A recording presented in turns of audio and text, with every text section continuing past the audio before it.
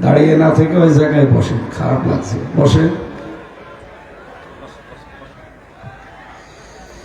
আলহামদুলিল্লাহি রাব্বিল আলামিন, আসসালাতু ওয়াসসালামু আলা রাসূলিল আমিন ওয়া আলা আলিহি ওয়া সাহবিহি ওয়া তাবিহি আজমাইন, লাইলান ওয়া নাহারান ফিত তারফাইন।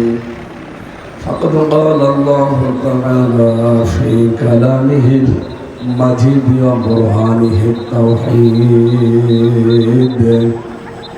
এই কথা বলা যাবে না, এমনি আবার কথা বলেন। أعوذ بالله من الشيطان الرجيم، بسم الله الرحمن الرحيم، إن الذين آمنوا وعملوا الصالحات كانت لهم جنات الفردوس نزلا خالدين فيها لا يبغون عنها حولا صدقت يا ربنا اللهم صل على محمد وآله وصحبه وبارك وسلم। আলহামদুলিল্লাহ, শুকরিয়া জানাচ্ছি চাঁপাইনবাবগঞ্জ গমস্তাপুর থানা দায়িত্বশীল, বিশেষ করে এই কলেজের প্রিন্সিপাল সহ যারা দায়িত্বে আছেন, শিক্ষক শিক্ষিকা মন্ডলী এবং ছাত্র ভাই আর বোনেরা যারা পরীক্ষা দিচ্ছে। ডিস্টার্ব হয়ে গেল আপনাদের। এরকম একটা কঠিন মুহূর্তেও কোরআনের জন্য যে মানুষ এইভাবে পাগল হতে পারে, বাংলাদেশে যারা ষড়যন্ত্র এখনো থামাননি, বিশেষ করে বাইরের কিছু মানুষের উস্কানিতে যারা পা দিয়ে এখনো পর্যন্ত দেশকে অস্থিতিশীল করার চেষ্টায় আছেন, কিয়ামত হয়ে যাবে, এই দেশে ইসলাম বিদায় করা যাবে না। আর বাংলাদেশের দ্বিতীয় ফিলিস্তিন বলা হয় চাঁপাইনবাবগঞ্জকে, 1 নম্বরে আছে সাতক্ষীরা। আপনাদের এই 2 জেলা দেখে বাংলার অন্যান্য জেলাগুলো আমরা ভরসা পাই। আপনাদের যা ঈমান, আপনারা ঠিকই আছেন, আলহামদুলিল্লাহ। যেহেতু তাফসীরুল কোরআন মাহফিল, আমরা তাফসীর আকারে কথা বলবো, ঠিক আছে? এটা একটা ইবাদতের জায়গা, অলরেডি ইবাদত চলছে। কষ্ট করে যারা বিভিন্ন জায়গায় ছায়ায় বসে আছেন থাকেন, রোদের ভেতরে আর একটু বড় করে খেতে পারতেন। দিনের বেলা তো আর অন্তত আর এতটুকু দিলে ভালো হতো। চাঁপাইনবাবগঞ্জ জেলা গমস্তাপুর থানার হযরতে ফাতিমাতুজ জোহরা রাদিয়াল্লাহু তাআলা আনহা মহিলা হাফেজিয়া মাদ্রাসা এতিমখানার উন্নয়ন কল্পে তাফসীরুল কোরআন মাহফিল 2 দিন চলছে। এটা গতকাল এখানে যারা ছিলেন, মাওলানা হাসান আল মামুন লাল কুষ্টিয়া, মাওলানা তানবীর আক্তার, আজকে যারা কথা বলেছেন মাওলানা হোসেন মাহফুজ চুয়াডাঙ্গা, মাওলানা রবিউল ইসলাম খুলনা, মাহফিলে বসা আছেন আপনাদের এলাকার সন্তান শ্রদ্ধাভাজন বড় ভাই ডক্টর মিজানুর রহমান মিজান, মঞ্চে বসা আমি তো নাম জানি না অনেকে, সর্বজন শ্রদ্ধাভাজন ব্যক্তিবর্গ, আমার মুরব্বী যারা, আমার বাবার বয়সী, দাদার বয়সী, বিশেষ করে আমার বয়সে যারা বড়, আল্লাহ রাব্বুল আলামিন তাদের দুনিয়া আখিরাতে যেন আরো বড় করেন, বলেন আমিন। সামনে বসা মুসলমান ভাইরা, পর্দার আড়ালের সম্মানিতা মা এবং বোনেরা, বিশেষ করে প্রশাসনের ভাইরা, কিছুক্ষণ আগে আপনাদের এই থানার উপজেলার ইউনো এসেছিল।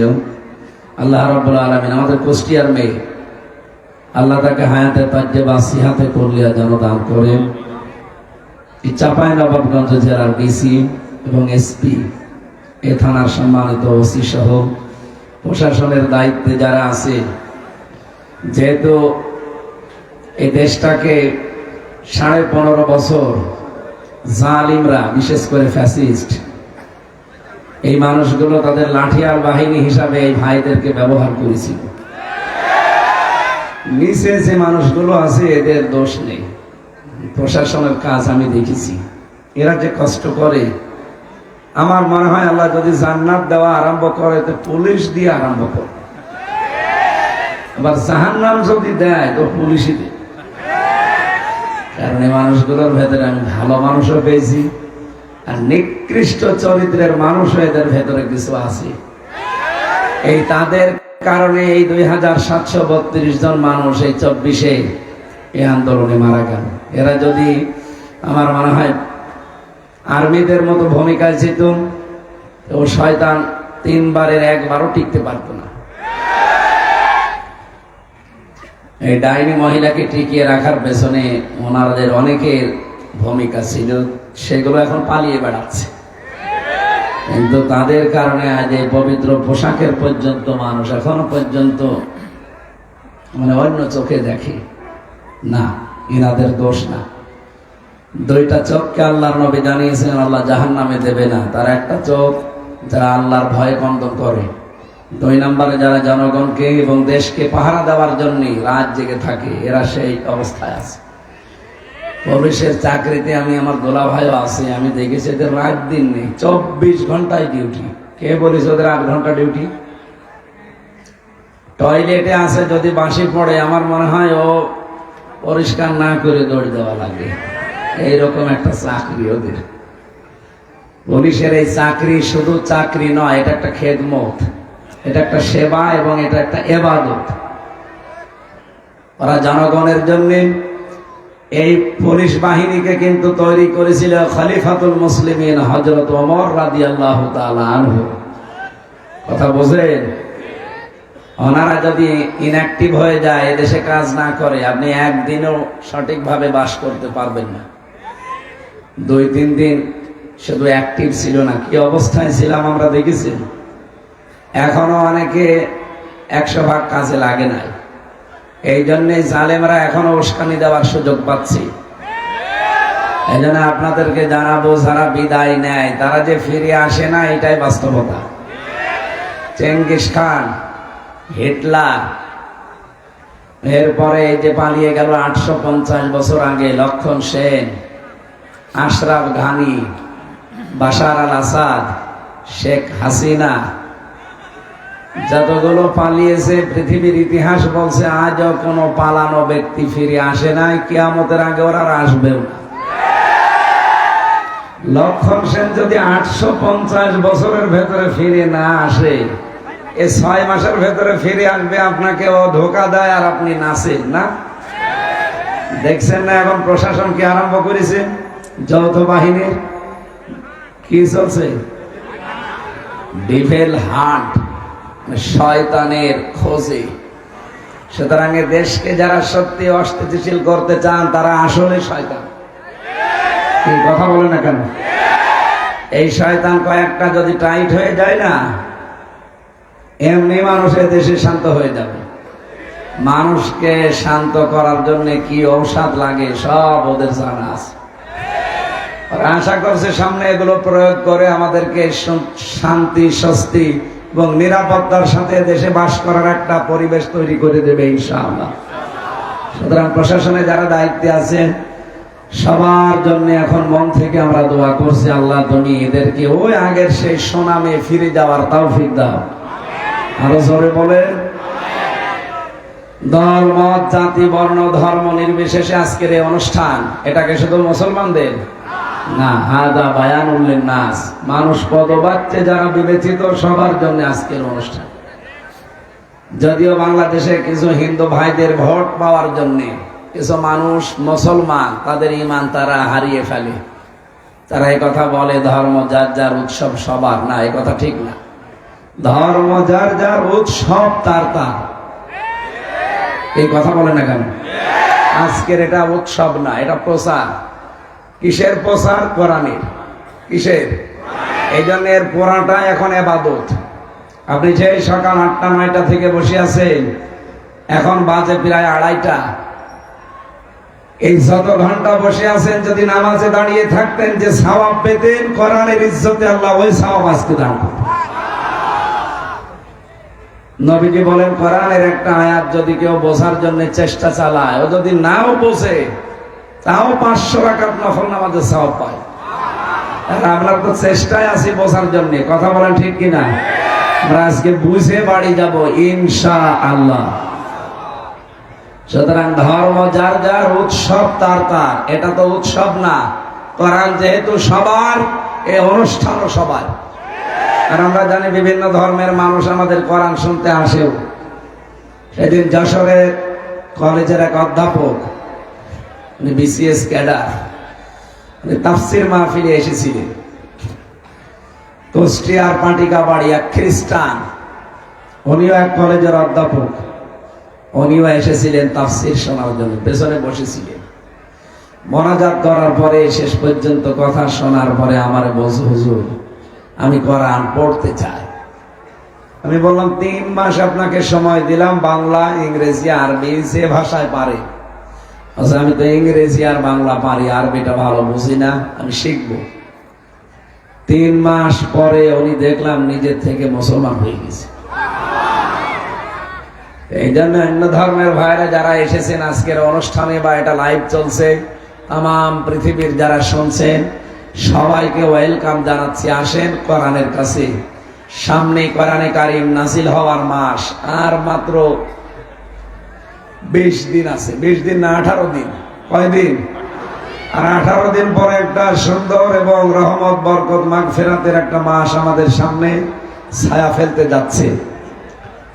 আল্লাহ রাব্বুল আলামিন বলেন, শাহরু রমাদান আল্লাযী উনজিলা ফীহিল কুরআন হুদাল লিন-নাসি ওয়া বায়্যিনাতিম মিনাল হুদা ওয়াল ফুরকান। আল্লাহ বলেন, এই সেই মাস রমজান, যে মাসে আমি কোরআনে কারীম নাযিল করেছি। এর ভেতরে 2টা জিনিস দিলাম। হুদাল লিন-নাস, মানুষদেরকে পথ দেখাতে পারবে। 15টা বছরে কোরআনে কারীম মানুষকে পথ দেখাতে পারতো না? পারতো না? কিন্তু আমরা বন্ধ করে রেখেছিলাম বিভিন্ন দোহাই দিয়ে। এরকম একটা অনুষ্ঠান করতে হলে 14 থেকে 15 জায়গায় পারমিশনের ব্যবস্থা করেছিল ওই জালেমরা। প্রশাসনের বহু মানুষ গোপনে কান্নাকাটি করত। আমি নিজে হাজতে এবং জেলখানার ভেতরে দেখেছি কারারক্ষী এবং পুলিশ যারা অসহায়, হাত পা বাঁধা, মাজার ভেতরে নিজেদের এই পুলিশের পোশাক আর নিজ দিয়ে জায়নামাজ অথবা চাদর, রুমাল নিয়ে আমাদেরকে পৌঁছিয়ে দিয়ে বলতো গোপনে নামাজ পড়িবি। ওই পুলিশ, ওই কারারক্ষীদের জন্য আমি এখনো দোয়া করি, আল্লাহ এদেরকে তুমি ভালো জায়গায় পৌঁছিয়ে দাও। বলে না আমিন। সম্মানিত ভাইরা, কোরআনে কারীম হেদায়েত দিতে পারে, এটাকে আপনাকে উন্মুক্ত করে দেওয়া লাগবে। কারণ সে ক্ষমতা কোরআনের এখনো আছে না, কিন্তু আমরা আটক করে রেখেছিলাম। এর যেন প্রচার হতেও না পারে, এই যেন প্রসার হতে না পারে, বিশেষ করে মানুষ যেন শিখতে না পারে, এই জন্য কোরআনের শিক্ষাগুলো মাইনাস করেছিল এই জালেমরা। শিক্ষা ব্যবস্থায় যারা ছিল, এই যে ফিটনেস বিহীন বিএনপি, লাইসেন্স বিহীন জামাত বলতো এক মহিলা, দীপমণি, শিক্ষা ব্যবস্থা ছিল না, পুরাটা ধ্বংস করে দিয়ে শিক্ষা। ওকে যেভাবে চালাতো দাদারা ওইভাবে চলতো। মুসলমানদের কোরআনের শিক্ষা কতগুলো ছিল আপনি বলেন? নবী জীবনী ছিল শিক্ষা নেওয়ার মতো। সত্য মিল্লা মিথ্যা বললে কি হয় সেই পার্থক্যগুলো ছিল আমাদের ইসলাম শিক্ষা। সেগুলো সব মাইনাস করে করে এমন এমন কিছু দিয়েছে যেগুলো পড়াও যায় না, পড়ানো যায় না। আল্লাহ আমার হাতে আমাদের হাতে করে বাঁচিয়ে দিয়েছেন। সামনে আমরা যারা আসবে এমন শিক্ষা চাই যে শিক্ষা পেলে মানুষ আবু বকরের মতো, ওমরের মতো তৈরি হবে ইনশাআল্লাহ। এজন্য কোরআনের হেদায়েত দেওয়ার ক্ষমতা আছে না এখনো? 2 নম্বরে আল ফুরকান, এটা সত্য মিথ্যার পার্থক্যকারী কিতাব। এই কথাটা একটু কঠিন, এটার ব্যাখ্যা বলছি এবার। কোরআনে কারিমে আল্লাহ নাম দিয়েছেন 55টা। কোরআনের নাম কয়টা? তার ভেতরে অন্যতম নাম এটা ফুরকান। ফুরকান মানে প্রথম নাম্বার ফুরকানের অর্থ হচ্ছে সংবিধান। ফুরকান মানে কি? এজন্য কোরআনে কারিমে ফুরকান নামে একটা সূরা আছে না, 77টা আয়াত আছে, 73টা ধারা আছে ওর ভেতরে। এই এদিকে তাকান। বাংলাদেশে যারা ডক্টর কামালের লেখা সংবিধান 54 বছর আমরা দেখলাম, কাঙ্ক্ষিত মানের কিছুই দিতে পারেনি। এই দেশে যে সংবিধান মেনে আমরা চললাম 54 বছরে, কি পেয়েছি? চোর ডাকাত হয়ে বের হয় জেল থেকে, ডাকাত গেলে খনি হয়ে বের হয়। এক কথা বলেন না কেন? এমনকি যারা গাঁজা খায়, আমি নিজে দেখেছি জেলখানার ভেতরে যে গাঁজার গাছ লাগিয়েছে। জেলার একদিন বলছে, আরে বিয়াদব, পুলিশে তোরে ধরে জেলে দিল গাঁজা খাস এই কারণে, আর তুই ভেতরে টবের ভেতরে গাঁজার গাছ লাগিয়েছিস, তুই পেলি কোথায় গাঁজার বীজ? স্যার আমি ওই যে গিয়েছিলাম হাজিরা দিতে আদালতে, আমার মতো এরকম বন্ধু তো বাইরে অনেক আছে, ওই বন্ধুরা গাঁজার কিছু বীজ আমারে দিয়েছিল, আমি মুখের এই জায়গায়, পুলিশ তো কি চালাক, ওর চাইতে ওরা আরো বেশি চালাক। মানে এমন এমন জায়গায় জিনিসপত্র নেয়, পুলিশে হাত দিতেও ভয় পায়। আমি নামগুলো নাই বললো।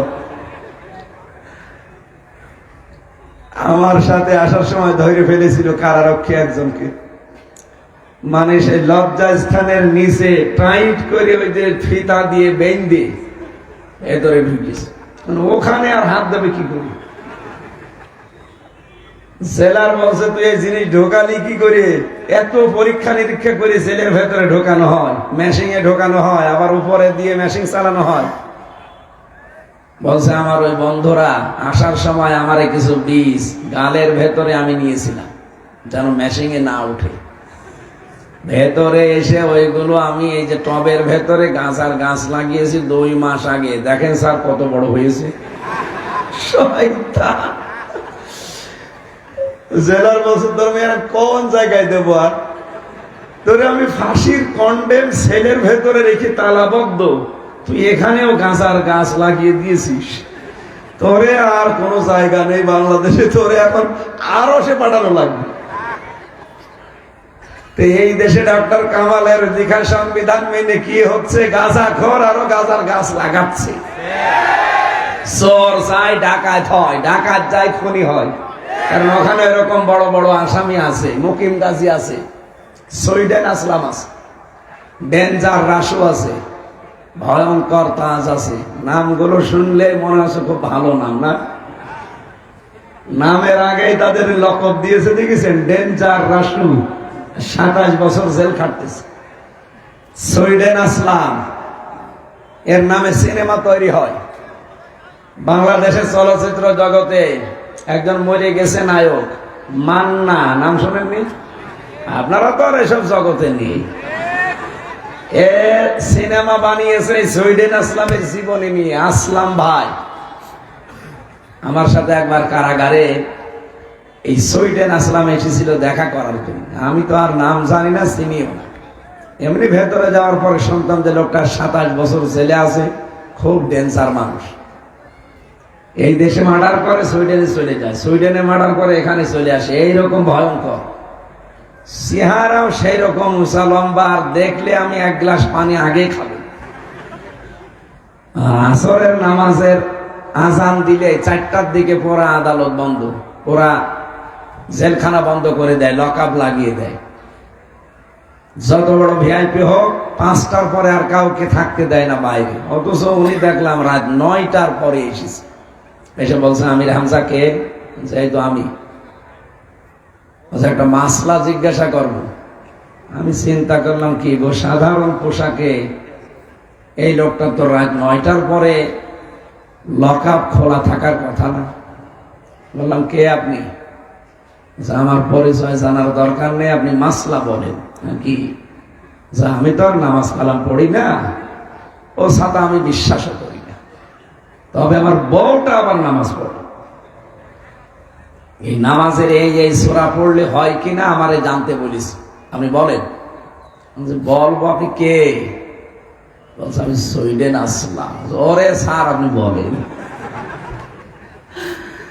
চেহারা ওই দিন আমি দেখলাম, নাম শুনেছিলাম, আসলেও সুইডেন আসলাম। যেই রকম লম্বা চওড়া, সেই রকম ভয়ঙ্কর চেহারা। তো এই সমস্ত মানুষের কাছে আপনি একটা মূল্যচোর পাঠাবেন, একটা ডাকাত পাঠাবেন, ও মানুষ কি করে আল্লাহর কাছে পাঠানো লাগে ওখান থেকে শিখাবে।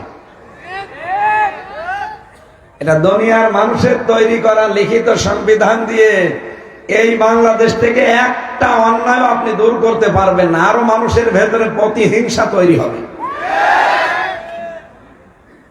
এখানে ভালো করার জন্য আল্লাহ সংবিধান দিয়েছেন, তার নাম ফুরকান। আয়াত দিয়েছেন ৭৭টা, ধারা দিয়েছেন ৭৩টা। আমি চিন্তা ভাবনা করে দেখেছি, এই ৩ বছর আমার জেলখানার এই ফাঁসির কন্ডেম সেলের অভিজ্ঞতা, এই ৭৩টা ধারা দিয়ে যদি বাংলাদেশের সংবিধান বানানো হয়, এই দেশে ৪১ সাল টার্গেট দেওয়া লাগবে না, ৪১ ঘন্টায় বাংলাদেশ মিনি জান্নাত হয়ে যাবে। যেহেতু সংস্কার আরম্ভ হয়েছে আর চলছে, এখন আমরা চাই যারা দায়িত্বে আছেন, ডক্টর কামালের সংবিধান বাদ দিয়ে দেন। হ্যাঁ, কথা বলে না কেন? এটা বাদ দিয়ে আল্লাহর কোরআনের এই ৭৩টা ধারা দিয়ে সংবিধান কায়েম করেন। বাংলাদেশ থেকে ৪১ ঘন্টায় যদি চুরি বন্ধ না হয়, ডাকাতি বন্ধ না হয়, ছিনতাই বন্ধ না হয়, আমি কোনোদিন কোরআনের কথা বলবো না। আল্লাহর গ্যারান্টি মিথ্যা হতে পারে? আমাদের আওয়াজ হয়তো যিনি দায়িত্বে আছেন ডক্টর মোহাম্মদ ইউনূসের কানে যাবে না, কিন্তু এটা আরো সে চলে গেছে। কিয়ামতের দিন অন্তত বলতে পারবো, আল্লাহ আমরা কিন্তু কোরআনের সংবিধানের পক্ষে ছিলাম।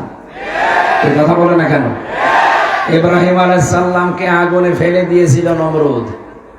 একটা ব্যাঙ প্রসাব করেছিল, ব্যাঙের প্রসাবে অত বড় আগুন লেভে ৪০ হাত উপর দিয়ে কোন পাখি উড়ে গেলে ঝলসে পড়ে যেত, এত তেজ আগুনের। আর ব্যাঙ প্রসাব করছে। জিবরাইল ডাক দিয়ে বলেছে, ব্যাঙ তোমার প্রসাবে কি হবে? ব্যাঙ ওই দিন বলেছিল, ফেরেশতা আমি জানি কিছুই হবে না, কিন্তু আমার মালিক রব্বুল আলামিনকে আমি জানাতে চাই, দেখাতে চাই যে আমি কিন্তু নমরুদের বিপক্ষে আছি, ইব্রাহিমের পক্ষে আছি। আল্লাহ এত বেশি পছন্দ করেছিলেন তার এই কাজটাকে, কিয়ামত পর্যন্ত যত ব্যাঙ আসবে ব্যাঙের প্রসাব আল্লাহ পাক করে দিয়েছে। আমাদের এই আওয়াজ বললাম না, হয়তো যারা দায়িত্বে এদের কানে যাবে না, হ্যাঁ যাবে, কিছু কিছু যাবে, কিন্তু আরশ পর্যন্ত চলে গেলে আমরা সার্থক। কথা বলে ঠিক কিনা? একটা কাংলাস ফুৎকার দিয়েছিল ফেরেশতা জিবরাইল, বলে কাংলাসে ফুৎকারে তো কিছুই হবে না, বলে আমিও জানি, কিন্তু আমাদের যিনি দায়িত্বে আছে এই দেশের নমরুদকে আমরা দেখাতে চাই যে আমি তোমার পক্ষে আছি, ইব্রাহিমের বিপক্ষে আছি। এত বেশি আল্লাহ রাগ করেছিলেন তার এই অবস্থানে। ওই দিন থেকে কাংলাস দেখলে যদি কেউ এক বাড়িতে মেরে ফেলতে পারো, 10টা নাকি হয়। এখানে আমাদের উচিত হচ্ছে, যেহেতু সামনে রমজান আর কোরআনে কারীম নাযিল করে আল্লাহ নামও দিয়েছেন কোরআনের ফুরকান। নাম কি? এই ফুরকানকে আমরা সামনে সত্য আর মিথ্যার পার্থক্যকারী হিসাবে সামনে রাখতে চাই। এটা যেটা বলবে যে এটা সত্য, ওইটা নির্দ্বিধায় মেনে নেওয়া লাগবে। এটার কাছে জিজ্ঞাসা করে যেটা দেখবেন, এই যদি বলে এটা মিথ্যা, ওটা যদি আমার বাবাও তৈরি করে ওইটা থেকে চলে আসা লাগবে। তাহলে কোরআন আপনাকে সঠিক পথ দেখিয়ে জান্নাতে নিয়ে যাবে ইনশাআল্লাহ। আমরা দরুদ আর সালাম পাঠের মাধ্যমে আরম্ভ করছি সূরা কাহফের ১০৭, ১০৮ দুইটা আয়াত পড়েছি। খুব ভালো করে খেয়াল করেন, এদিকে তাকান। আমার আজকের আলোচনার বিষয়টা ভিন্ন। মনে হতো যে এটা পরিচিত আয়াত, তো আমিও জানি না, এর ভেতরে অনেক গুরুত্বপূর্ণ তথ্য আছে। এদিকে তাকান। আল্লাহ রাব্বুল আলামিন বলেন, ইন্নাল্লাযীনা আমানু, নিশ্চয় যারা ঈমান আনে, ওয়া আমিলুস সালিহাত, এরপরে ভালো কাজের আঞ্জাম দেয়, কানাত লাহুম জান্নাতুল ফিরদাউসি নুজুলা, এই মানুষগুলোর মেহমানদারি করানোর জন্য আমি জান্নাতুল ফেরদাউস রেখে দিলাম। খালিদিনা ফিহা, যারা এখানে প্রবেশ করবে, লা ইয়াবগুনা আনহা হিওয়ালা, জীবনেও কোনোদিন তাকে বের করে দেওয়া হবে না, আর সে বের হতেও চাইবে না। এটা বাংলা অর্থ ছিল। এবার আমরা তাফসিরে প্রবেশ করছি। আপনারা আছেন না এখানে? আল্লাহ পাক প্রথম শব্দে জানিয়েছেন যারা ঈমান এনেছে। ঈমান এনেছে না ঈমান পেয়েছে? আমরা এখানে যারা বসে আছি আমরা কিন্তু ঈমান আনি নাই, আমরা ঈমান পেয়েছি। কথা বলে না কেন? আমাদের বাপ দাদা পূর্বপুরুষ যারা ছিল মুসলমান, ওই ঘরে এসেছি, এ কারণে আমিও মুসলমান। কিন্তু সাহাবায়ে কেরাম যারা ঈমান এনেছিলেন না ঈমান পেয়েছিলেন? যারা ঈমান আনে, এই যারা ঈমান আনার আগে একটা কাজ আল্লাহ আমাদেরকে আগেই দিয়ে দিয়েছেন। আমরা যারা ঈমান আনতে চাই তাদেরকে আল্লাহ জানিয়েছেন, ফামাইয়াকফুর বিত্তাগুতি ওয়া ইউমিন বিল্লাহ, কেউ যদি ঈমান আনতে চাও তাকে প্রথম হচ্ছে তাগুত ছেড়ে দেওয়া লাগবে। তাগুত ছেড়ে দিয়ে যদি আপনি ঈমান আনতে পারেন, লাং ফিসামা লাহা, জীবনেও এই ঈমান আপনার ভঙ্গ হবে না, নষ্ট হবে না, ছিঁড়ে যাবে না। বলেন সুবহানাল্লাহ। এবার আসেন তো, ঈমান আনতে হলে যে তাগুত ছেড়ে দেওয়া লাগে, তাগুত কি? তাগুতের প্রথম অর্থ হচ্ছে আল্লাহর আইন যে শক্তি মানে না, অন্য কাউকে মানতেও দেয় না, ওইটার নাম তাগুত। এরকম কিছুর সাথে যদি আপনার সম্পর্ক থাকে, আপনার ঈমান টিকবে না, অবস্থার পরিবর্তনে আপনার ঈমান নষ্ট হয়ে যাবে। ও বাংলার মুসলমানেরা তাকান, এই দেশে যারা তাগুত ছেড়ে দিয়ে ঈমান এনেছিল, ওই মানুষগুলো কিন্তু জীবনে বহু ঝড় ঝাপটা গেছে, কিন্তু তাকে বাতিলরা টলাতে পারেনি। এক চুল তার ঈমান থেকে তাকে নড়াতে পারেনি। শিবিরের একজন সভাপতির নাম বলছে ঠাকুরগাঁও বাড়ি দেলাওয়ার হোসেন। আমার যাতে খুব বেশি হলেও ৬-৭ বছরের বড় হবে। এই মানুষটাকে ৫৭ দিন রিমান্ডে নিয়েছিল সালেমরা। তার গরম করে লাল করে ওর লজ্জাস্থানে ঢুকিয়েছে। পুরুষাঙ্গ নষ্ট হয়ে গিয়েছিল, পরবর্তীতে চিকিৎসার মাধ্যমে আবার আল্লাহ ফেরত দিয়ে দিয়েছে। এই মানুষটাকে এত দিন কষ্ট দেওয়ার পরেও জালেমরা তার এক চুলও নড়াতে পারে নাই। আল্লাহ বলেন, ঈমান আনতে চাইলে আগে তাগুত ছেড়ে দিয়ে ঈমানের দাবি করো, তাহলে এটা টিকে থাকবে। বাংলাদেশে বহু মানুষকে আমরা দেখেছি, বহু আলেম পর্যন্ত ঈমানের দাবি করে, কিন্তু তারা ঈমান আনার আগে তাগুত ছাড়ে নাই। এই যে ফরিদউদ্দিন মাসউদ, লোকটা জ্ঞানী মানুষ, ঈমানের দাবি করত তাগুত ছেড়ে না দিয়ে, আরো তাগুতের সাথে সম্পর্ক রেখে। এই জন্য দেখেন অবস্থা পাল্টিয়েছে, সেও পাল্টিয়ে গেছে। এখন তার বাতি দিয়ে খুঁজেও পাওয়া যাচ্ছে না, টর্চ লাইট মেরেও। কথা বলছে না কেন? কিন্তু যারা ঈমান এনেছিল, সেই মানুষগুলো তাগুত ছেড়ে দিয়ে, তারা কিন্তু আর গোপনে নেই। তাকান আপনি, তাদের সব জায়গায় দেখতে পাবেন। এজন্য আমাদের উচিত হচ্ছে ঈমান আনতে হলে তাগুত ছেড়ে দেওয়া লাগবে, না তাগুতের সাথে মিল করে। এখানে যারা আমরা আছি, আমরা আজকে থেকে সিদ্ধান্ত নেব যে তাগুত আমরা ছেড়ে দিতে চাই, এরপর ঈমানের দাবি করতে চাই। এইরকম ঈমান যদি আনতে পারেন, ওয়া আমিলুস সলিহাত, ২ নম্বরে আপনাকে ভালো কাজে আঞ্জাম দেওয়া লাগবে। সলেহ শব্দটা কোরআনে আছে। সলেহ মানে কি? আমরা এখানে যারা আছি অন্তত সবাই এক বাক্যে বলবেন, সলেহ মানে নেক কাজ, সলেহ মানে সৎ কাজ না। আধুনিক ব্যাখ্যায় সলেহ মানে যোগ্য। সলেহ মানে কি? বলেন বলেন। আপনাকে যোগ্যতা সম্পন্ন মানুষ হওয়া লাগবে। এই বাংলাদেশে অনেক দল কাজ করছে তাদের কর্মীদেরকে যোগ্য করে তোলার জন্য।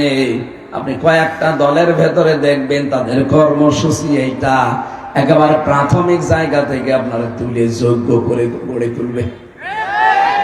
আপনি যে লাইনে যেতে চান ওই লাইনে আপনাকে তৈরি করবে। আপনি যদি চিকিৎসা বিভাগে যেতে চান, ডাক্তার হিসাবে আপনাকে দুর্নীতি মুক্ত এবং যোগ্য ডাক্তার গড়ে তুলবে। এই রাজশাহীর ডাক্তার ফাতেমা সিদ্দিকা, এই কথা বলছি না কেন? ফরিদপুরের ডাক্তার শাহিন জর্দার, খুলনার ডাক্তার মতিয়ার রহমান, এই মানুষগুলোকে গড়ে তোলা হয়েছে শুধুমাত্র দুর্নীতি মুক্ত না, এরা যোগ্য।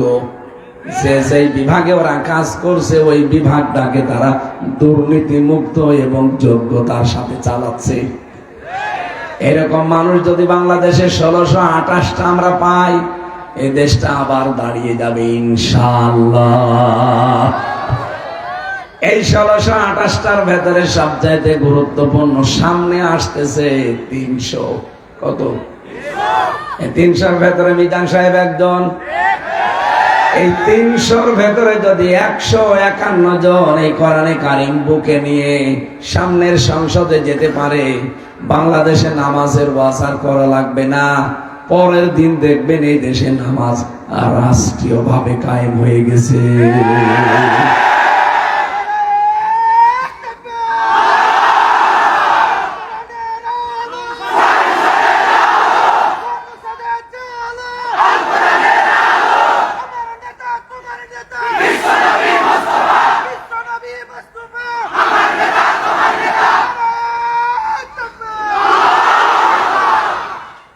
বাতাস দিচ্ছে না রওশনের সাথে মতো কাতুকুতু দিচ্ছে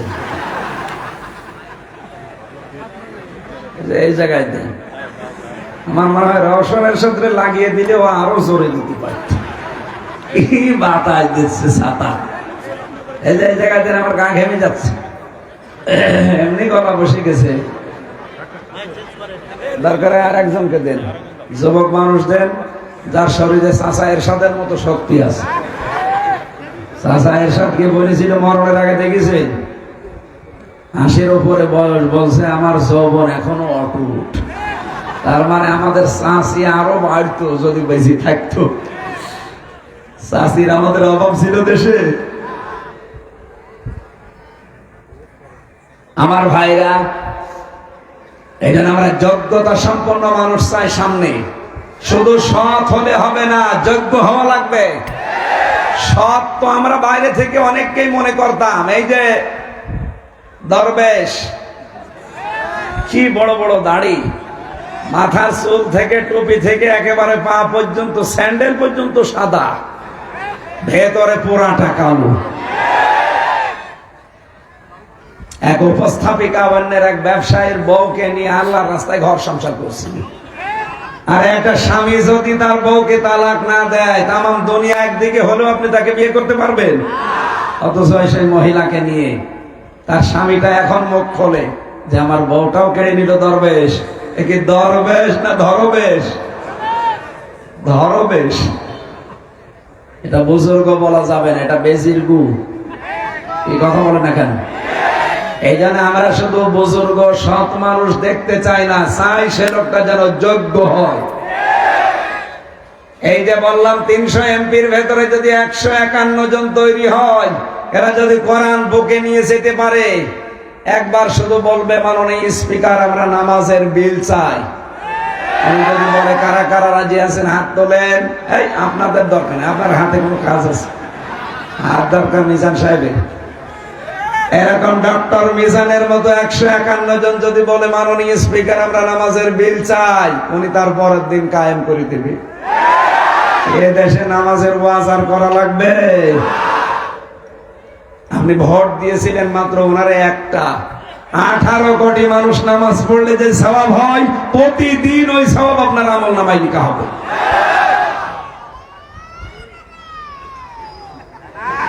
ঠিক আছে, এটা অনেক মানুষ এখন অন্য দিকে নিয়ে যেতে চায়, বিশেষ করে আপনাদের চাপাই। উনি এখন বলতে চায় এটা নাকি ধর্ম ব্যবসা, এটা নাকি তাফসির হয় না। তাফসির করার জন্য কি আপনার কাছে তাফসির শেখা লাগবে? আমি কোরআনের উপরে অনার্স মাস্টার্স করেছি বিশ্ববিদ্যালয় থেকে। এখন ওনার কাছে যে যদি বলি স্যার আপনি তাফসির আমারে পড়ান, ও পেটে বম মারলে সূরা ফাতিহা যদি আমার সামনে শুদ্ধ করে পড়তে পারে মিষ্টি খাওয়া পাব। আমি আসার সময় কুষ্টিয়া ভার্সিটিতে গিয়েছিলাম, যাওয়ার সময় স্যারদের জন্য মিষ্টি নিয়েছিলাম, কিন্তু নিতে আমার মনে ছিল না, গাড়িতেই ছিল। পরে যাওয়ার পর ড্রাইভারকে বললাম এটা পাঠান, আমি তো একেবারে খালি হাতে চলে এসেছি। তা আমার মাঝে মাঝে মনে হচ্ছিল ওই মিষ্টিটা হারুন সাহেবকে খাওয়ানো করে। সূরা ফাতিহাটা আমার সামনে পড়েন আর কোরআন মানে কি এই শব্দের অর্থ বলেন, আপনাকে আমি মিষ্টি খাওয়াবো। যাদের কোরআনের উপরে পাণ্ডিত্য নেই, জ্ঞান নেই, এর উপরে স্টাডি নেই, এই মানুষগুলোই দেখবেন বলে যে কোরআনের সাথে রাজনীতির সম্পর্ক নেই। অথচ আমার এই ছোট মাথার ভেতরে কোরআনের রাজনীতি করা লাগবে এরকম 918 জায়গায় আয়াত আছে। যারা বড় বড় মাথা, এরকম মিজান সাহেবের মতো তো আরো বেশি পাবে, কিন্তু ওনার মাথা বড়, কিন্তু মাথার ভেতরে এই জ্ঞান নেই। এই জন্য তারা কোরআনের কথা শুনলে ওদের কাছে রাজনীতি মনে হয়। আরে ভাই, নামাজের কথা বললে আপনার কাছে ইবাদত মনে হয়, রোজার কথা বললে ইবাদত মনে হয়, কিন্তু অর্থনীতির কথা বললে যদি আপনার কাছে রাজনীতি মনে হয়, তার মানে আপনি চোর। অর্থনীতি আপনি বোঝেন না, ওটা যে ইসলামের একটা পাঠ, অনেকে জানেই না। ইসলামে অর্থনীতি নেই, এই জায়গাটা ইবাদত বানানো লাগবে না। ইসলামী ব্যাংকে যে নিয়ম নীতিগুলো মেনে চলে, যদিও 100% সম্ভব না এই দেশে, যতদিন যাকাত ভিত্তিক অর্থনীতি কায়েম না হবে ততদিন এই দেশে 100% সুদ মুক্ত হয়ে বেঁচে থাকা সম্ভব না। সে সেই বলে, কারণ মুশারাকা, মুদারাবা, মুরাবাহা, বাই সালাম, বাই ইস্তিসনা, বাই মুআজ্জাল, এরকম 28টার উপরে নিয়ম আছে। আপনি কয়টা জানেন? এগুলো জানা লাগবে না ইসলামী অর্থনীতি অ্যাপ্লাই করতে হলে? এগুলো ব্যাংকে দেওয়া লাগবে না? যাকাত ভিত্তিক অর্থনীতি কায়েম হয়ে গেলে এগুলো সব ব্যাংকে যাবে। এখন ইসলামী ব্যাংকে আছে, তখন সোনালী, রূপালী, চৈতালি, যত ব্যাংক আছে দেশে সবাই এই নিয়ম মেনতে বাধ্য হবে। কথা বলে না কেন? নামাজ পড়ে যেমন 10 মিনিটে আপনি সওয়াব পান, ব্যাংকে বসে 8 ঘন্টা ডিউটি করলে ঠিক নামাজের মতো সওয়াব পাবেন। আর আমরা তো পুরো জীবনটা ঠিক ওইভাবেই সাজাতে চাই। এই কথা বলে না কেন? আমরা শুধু চাই না যে শুধু 10 মিনিট জোহরের নামাজ পড়লাম সওয়াব হয়েছে, আর বাকি 23 ঘন্টা 50 মিনিট আমার দুনিয়ার কাজ বলে না, পুরোটাই আমরা ইবাদত হিসাবে পরিগণিত করতে চাই। আর ওইটার জন্য এই দেশে কোরআনের বিধান লাগবে। এটাকে কেউ যদি রাজনীতি মনে করেন, হ্যাঁ এটা রাজনীতি। কেউ যদি ধর্ম ব্যবসা মনে করেন, হ্যাঁ এটা ধর্ম ব্যবসা। এই কথা বলেন না কেন? তাহলে আমাদের যোগ্যতা অর্জন করা লাগবে জ্ঞানের পাশাপাশি। আল্লাহ বলেন, ওয়া'দাল্লাহুল্লাযীনা আমানু মিনকুম ওয়া আমিলুস সালিহাত লা ইস্তাখলিফান্নাহুম ফিল আরদ। সূরা নূরের ভেতরে আছে 55 নম্বর আয়াত। আল্লাহ ওয়াদা করছেন তোমাদের ভেতরে যারা ঈমান আনবে আর যারা আমলে সালেহ করবে, মানে যোগ্যতা অর্জন করবে, এই মানুষগুলোর সাথে আল্লাহর ওয়াদা, তাদেরকে জমিনের শাসন ক্ষমতা আল্লাহ দেবে। এখানে বাংলাদেশে আজ যোগ্যতা সম্পন্ন মানুষ আমরা চেষ্টা করছি তৈরি করার। যে বিভাগে যাবেন আপনাকে যোগ্যতা হওয়া লাগবে এবং সৎ হওয়া লাগবে। আপনি আদালতে যান, হ্যাঁ ওইভাবে, প্রশাসনে যান, হ্যাঁ ওইভাবে, চিকিৎসায় যান ওইভাবে, শিক্ষায় যান ওইভাবে। যদি এভাবে তৈরি করতে পারি আমরা, মাত্র 1628টা মানুষ লাগবে। কয়টা বলেন বলেন? এই 1628টা মানুষ যদি সত্যি তৈরি হয়ে যার হচ্ছে তাই। আপনি তাকান, আগস্টের 5 তারিখের আগে বাংলাদেশে মাত্র 100 জনের 15 জন মানুষ বলতো যে আমরা কোরআনের বিধান এই দেশে চাই। এই কথা বলছে না কেন? তারপরও ডক্টর মিজান তার ভেতরে একজন। এরকম মাত্র 100 জনের 15 জন। জানুয়ারি মাসে 5 মাসের ব্যবধানে দেশে মানুষ 100 জনের 58 জন মানুষ চাচ্ছে যে দেশে কোরআনের বিধান কায়েম হোক। গত 3 দিন আগের রিপোর্ট, আজকে 10 তারিখ, 7 তারিখের রিপোর্ট দেখেন, এদেশে এখন 100 জনের 66 জন মানুষ চাচ্ছে যে কোরআনের বিধান কায়েম হোক। আপনি টের পাচ্ছেন কোথায় যাচ্ছে? অনেকে মাথা খারাপ হয়ে পাগল হয়ে গেছে, না এরা 10 ভাগের বেশি ভোট পাবে না। আরে 15 বছর ভোট হয়েছে, আপনি বলেন কি করি? ইসলামের পক্ষে এই দেশে এখন সবাই বলছে আমরা একটা বাক্স দিতে চাই। এই কথা বলছে না কেন? এই জন্য জামাত, চরমনাই, হেফাজত, খেলাফত সব 12টা দল এক হয়ে গেছে। এরা সামনে চাচ্ছে আমরা ইসলামের বাক্স দেব কয়টা? আরো জোরে বলেন। এই জন্য 7 তারিখের রিপোর্ট হচ্ছে 100 জনের 66 জন মানুষ এখন চাচ্ছে দেশে কোরআনের বিধান কায়েম হোক। আপনি আর কয়দিন যেতে দেন? একটা বছরে যদি আপনি একটু সময় দেন, আর মানুষ যেভাবে চলছে যদি সত্যি এভাবে মন খোলা ভাবে চলতে পারে, আমার বিশ্বাস 100 জনের 100 জন মানুষ চাইবে দেশে কোরআনের বিধান কায়েম। কারণ মানুষ সব এখন দেখেছে 54 বছরে বাবা, কারো স্বামী, কারো বউ, কারো মেয়ে, আর চাচা 9 বছর চালিয়ে 10 বছর তো জেল খাটলো। সবার এখন দেখা শেষ আল কোরআনের বাংলাদেশ। এই কথা বলেন, কথা বলেন। এটা এখন দেখতে বাকি আছে, আর এই জন্য আমরা মানুষ তৈরি করতে চাই। সুতরাং ইমানের পাশাপাশি আমাদের যোগ্যতা লাগবে না? বলেন বলেন। যে যেখানে আছেন যোগ্যতা অর্জন করবেন ওই জায়গায়। আপনি যদি রাস্তা ঝাড়ু দেন কোনো অসুবিধা নেই, আপনি ওই জায়গার জন্য রাজা। রাস্তাটা ভালো করে ঝাড়ু দেওয়া শিখবেন। যদি পায়খানা পরিষ্কার করা আপনার দায়িত্ব হয়, ওটা ভালো কাজ, কোনো খারাপ কাজ নেই, ওইটাও যেন ভালো করে করা যায়। পুলিশ ভাইরা যে দায়িত্ব পালন করছে, যদি 8টা ঘন্টা আমাদের বললাম ডিউটি শেষ নেই, যদি সত্যি এটা ইবাদত হিসাবে পালন করে থাকে 24 ঘন্টা নামাজ পড়ার মতো সওয়াব পাওয়া যাবে। এজন্য আমরা প্রত্যেকটি মানুষ ওই জায়গায় যোগ্যতা এবং সৎ মানুষ নিয়োগ করতে চেষ্টা চালাচ্ছি। আল্লাহ যেন আমাদের তৌফিক দেন। সামনের দেশটা অন্তত চর্ম চোখে যেন দেখতে পারি যে দেশটা কোরআন দিয়ে চলছে। বলেন আমিন। আমি জান্নাতের কথা যেহেতু তুলেছি, জান্নাত আমরা অনেকেই জানি যে জান্নাত 8টা না।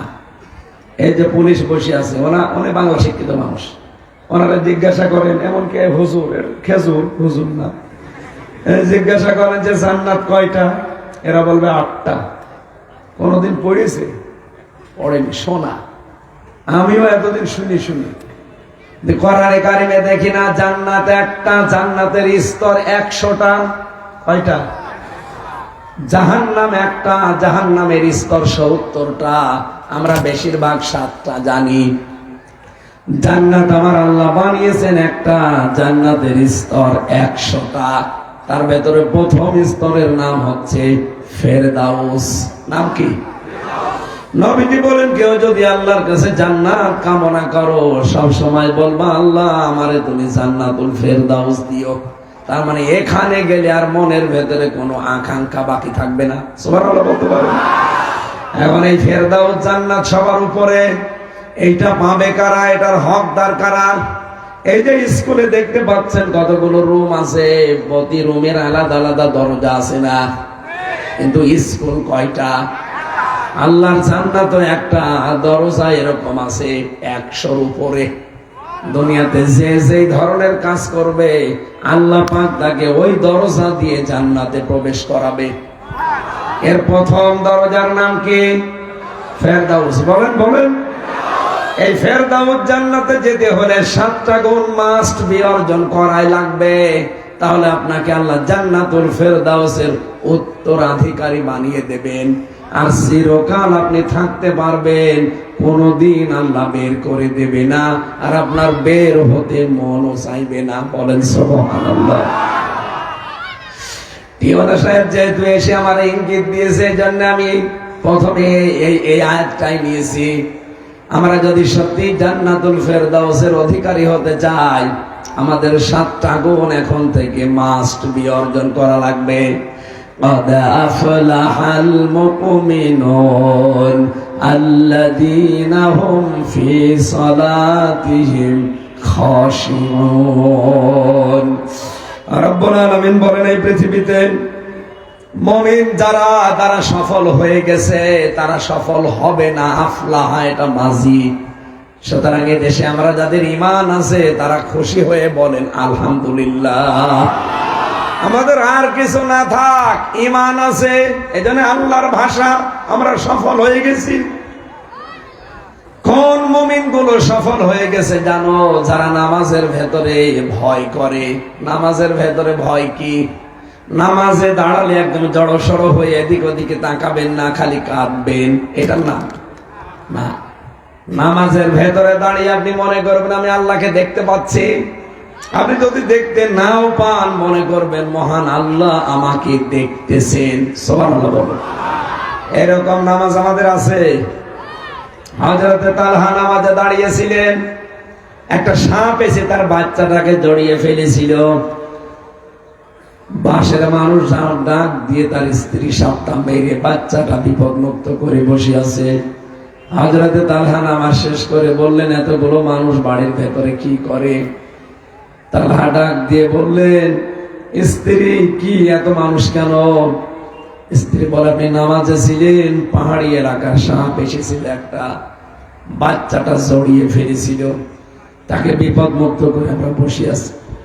এতগুলো ঘটনা ঘটে গেল আপনার সামনে, আপনি কি কিছু টের পাননি?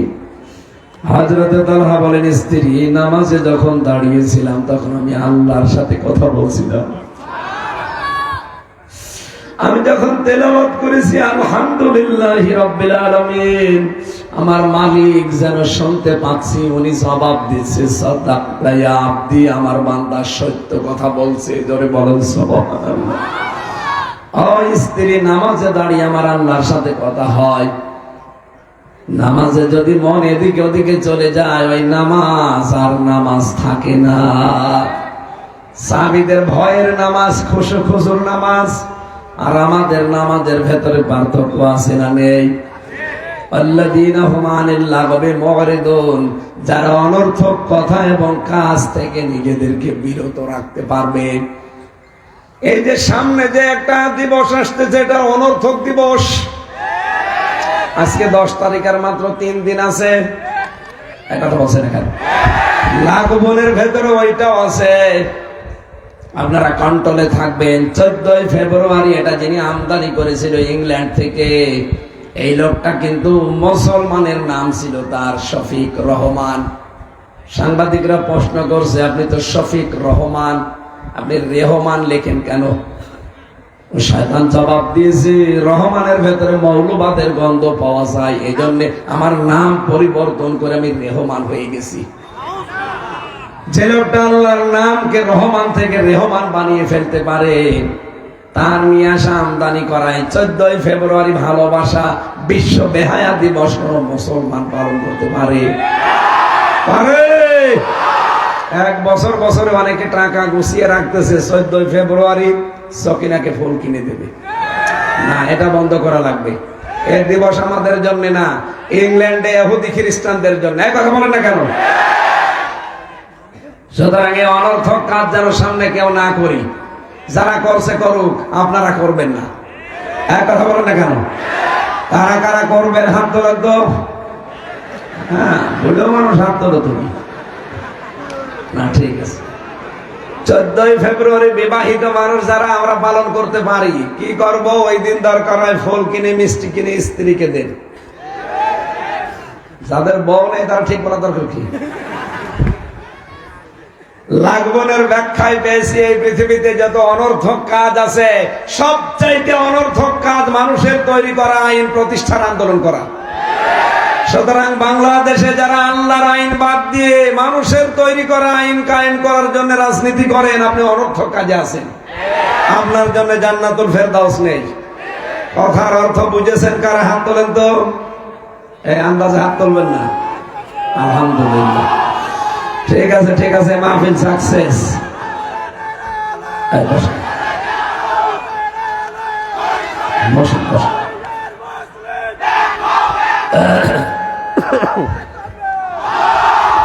আলহামদুলিল্লাহ, আমি যা বোঝাতে চেয়েছি বুঝে ফেলেছেন নাকি? অনর্থক কোন কাজে কথায় আমরা নেই। আছেন? এমন কথা বলবেন না যে কথা দুনিয়া আখিরাতের কাজ হয় না। দরকার নেই, চুপ করে থাকবেন।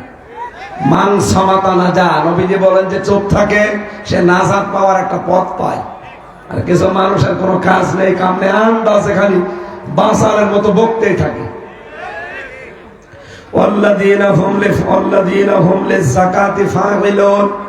যারা তাদের যাকাতের কর্মপন্থায় যারা তৎপর। জাকাত মানে শুধু সম্পদের জাকাত না, আমাদের শরীরের জাকাত আছে না? এই যে এই ফেব্রুয়ারি মাসের 13, 14, 15 আইনে 20 রোজা রাখবেন যদি সমর্থ থাকে, শরীরের জাকাত আদায় হবে। সর্বোপরি সামনে রমজান মাস, 1 মাস রোজা রাখা যাবে না? পৃথিবীর প্রতিটি জিনিসের জাকাত আছে, শুধুমাত্র টাকা পয়সা সোনা গহনার জাকাত না, প্রত্যেকটি জিনিসের জাকাত দেওয়া লাগবে। আমরা যেন জাকাতের কর্মপন্থায় সামনে তৎপর হতে পারি। ওয়াল্লাযীনা হুম লিফুরুজিহিম হাফিজুন, যারা তাদের লজ্জা স্থানের হেফাজত করে। আর এটা এখন সবচাইতে বেশি দরকার। এই কথা বলে না কেন? সুতরাং 14 ফেব্রুয়ারি আবার বলছি, পালন করবেন। কত মানুষ এই দিন যে ইজ্জত দেবে, ইজ্জত হারাবে আল্লাহ জানে। আমরা যেহেতু জান্নাতুল ফেরদাউসের অধিকারী হতে চাই, এই দরজা দিয়ে প্রবেশ করতে চাই, অবশ্যই অবশ্যই আমাদেরকে লজ্জার স্থান পবিত্র রাখা লাগবে। নিজের স্ত্রী বাদ দিয়ে অন্য কারো সাথে যাদের লাইন আছে, এই মুহূর্তে লাইন কেটে দিন। মোবাইলে যাদের অন্য কারো, বিশেষ করে ভাবির নাম্বার, মানে প্রতিবেশী ভাবি, আর যাদের অন্যের স্ত্রীর নাম্বার সেভ করা আছে, এখনই ডিলিট করা লাগবে। কারা কারা করবেন হাত তোলেন। কার নাম্বার আছে আপনার? না, আমি হাসির জন্য বলি না, যাদের এরকম আছে উল্টা পাল্টা চরিত্র, পবিত্র করা লাগবে। বিবাহিত মেয়েদের সাথে লাইন করেন, আপনার লজ্জা আছে? তার তো একজন আছে, তার একজন নেই। কোন কারণে তার স্বামী থাকার পর লাইন করতে যান? তার স্বামী যতদিন বাদ না দেবে ততদিন আপনি বিয়ে করতে পারবেন না, আর তাকে না পাওয়ার জন্য যন্ত্রণায় মরা লাগবে। সুতরাং বিবাহিত মেয়েদের সাথে যারা লাইন করে, এর মতো ইতর আর এর মতো ছোট লোক, এই কথা বলছে না কেন? এ জেলায় হয়তো এগুলো নেই, আছে। আজ মানুষের লজ্জা স্থান নষ্ট করার জন্য ভারতের যতগুলো চ্যানেল আকাশ সংস্কৃতির নামে, বিশেষ করে এই দেশ থেকে সোনা চলে যায়, রূপা চলে যায়, তামা চলে যায়, আর ওই দেশ থেকে আসে ডাল আর গাঁজা। কি ডাল আর বাবা আসে না? যাদের ধর্মে ডাল খাওয়া, গাঁজা খাওয়া, বাবা খাওয়া, মদ খাওয়া জায়েজ আছে, তারা খাক। কি নেই ওদের ধর্মে? কিন্তু আমরা যারা মুসলিম দাবি করি, আমাদের আছে? বলেন বলেন। নিজেদেরকে কন্ট্রোল করেন ভাই। বিশ্বনবী জানিয়েছেন, মাদক দ্রব্য যারা 1 গ্লাস পরিমাণে খাবে, কিয়ামতের দিন তাদের এই রক্ত পুষ শরীর থেকে বের করে গরম করে আল্লাহ তার মুখে ঢালবে। যদি বিশ্বাস করে থাকেন এই কাজে যারা আছেন, শয়তান হয়তো ধোঁকা দিয়ে করাচ্ছে, এক্ষুনি থেমে যাবে। আল্লাহ আমাদের বাঁচাও, বলেন আমিন। নিজের জায়েজ স্ত্রী ছাড়া কোনো দিকে মন দেওয়া যাবে না ভাই। যদি শয়তান এগুলো দেয়ও, নিজেকে কন্ট্রোল করেন। নিজের চক্ষুকে নিম্নগামী করবেন, আর একটু নিজেকে নিয়ে ভাবেন। আমি তো 2টা বিষয় লক্ষ্য করে দেখি, মানুষ যদি সত্যি একটু চিন্তা করে যে আমি লজ্জা স্থানকে সত্যি আমার কষ্ট হলো আমি হেফাজত করব, আর আমার জন্য আল্লাহ যাকে বরাদ্দ দিয়েছে এইটা বাদ দিয়ে কারোর দিকে আমি এই নজরে তাকাবো না, ওর জেনা থেকে বেঁচে থাকা সম্ভব। একটু চেষ্টা করেন, মাত্র 2-3 সপ্তাহ, 15 দিন বা 21 দিন একাধারে চেষ্টা চালাবেন, আপনার ভেতরে আল্লাহ একটা অনির্বচন সুখ তৈরি করে দেবে। তখন অন্যের স্ত্রী দেখলে আপনার আরো খারাপ লাগবে। আল্লাহ আমাদেরকে এরকম একটা মন তৈরি করে দাও, বলেন আমিন। এরপরে আমরা পেয়েছিলাম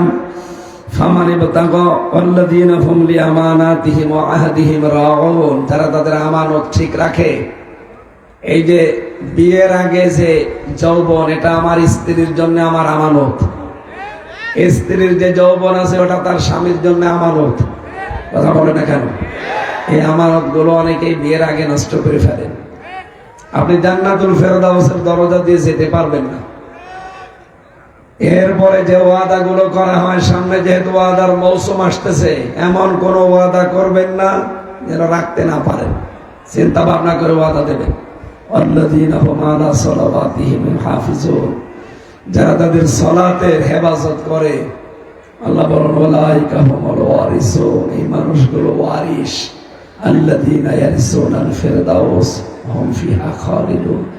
এরা জান্নাতুল ফিরদাউস নামে যে দরজা, এই জান্নাতের দ্বারা ওয়ারিস চিরকাল সেখানে থাকবে। আমার কণ্ঠর যেহেতু অবস্থা ভালো না, এই জন্য যতটুকু বললাম এই পর্যন্তই। ধৈর্য ধারণ করে মেনে চলার তৌফিক কামনা করছি। আল্লাহুম্মা আমিন।